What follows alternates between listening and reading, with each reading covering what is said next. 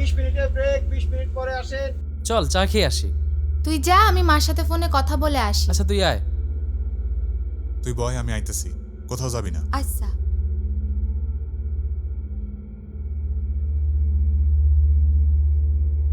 আফা, ঢাকায় যাইতে আর কতক্ষণ লাগবো?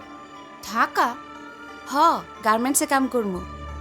তুমি কার সাথে যাচ্ছ ঢাকা? মকবুল ভাই। উনি তোমার কি হয়? কিছু হয় না, আমাগো গ্রামেই বাড়ি, ঢাকায় থাকে। ও আচ্ছা। যশোরের বাসে করে ঢাকা যাচ্ছে, ঘাপলা আছে মনে হয়। পাচারকারী?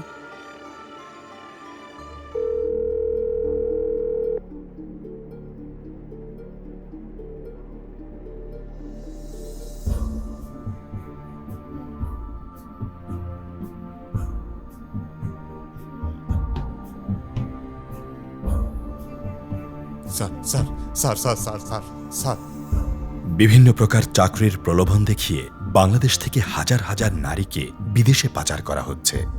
রুখে দিতে নারী পাচার, সময় এখন সচেতনতার।